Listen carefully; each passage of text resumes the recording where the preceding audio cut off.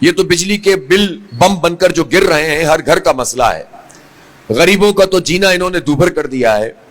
آپ اندازہ لگائیں چھوٹے چھوٹے گھروں میں رہنے والوں کے بجلی کے بل اگر ان کے کرایوں سے بھی زیادہ آتے ہوں تو وہ کہاں سے ان کو ادا کریں گے؟ بچوں کی تعلیم اگر دلانا چاہتے ہیں تو کیسے دلائیں گے؟ کوئی بیمار ہو جائے تو اس کا علاج کیسے کروائیں گے؟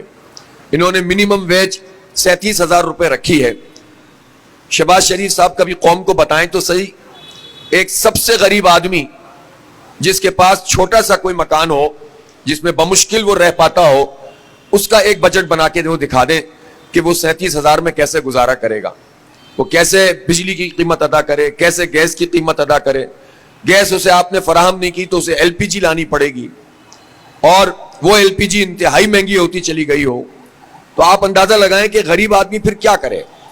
یا تو وہ چوری کرے، ڈاکہ ڈالے، یا وہ منشیات کا عادی بن کر اپنے آپ کو اس دنیا سے الگ تھلگ کرنے کی کوشش کرے یا خودکشی کرے.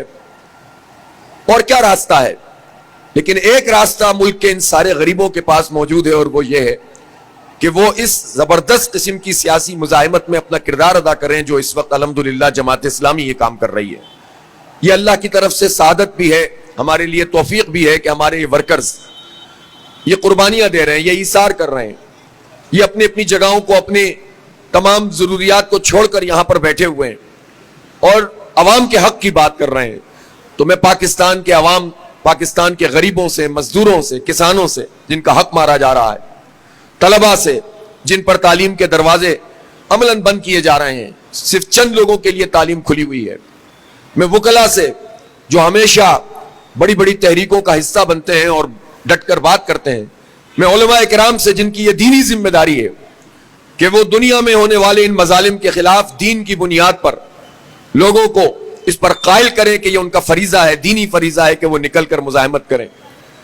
اور میں تمام طبقات سے، سول سوسائٹی سے یہ گزارش کرنا چاہتا ہوں، میں تاجروں سے اور صنعت کاروں سے جن کی صنعتیں بند ہو رہی ہیں، میں آپ کے توسط سے یہ اپیل کرنا چاہتا ہوں کہ اس تحریک کا حصہ بن جائیں. حق دو عوام کو تحریک ہے.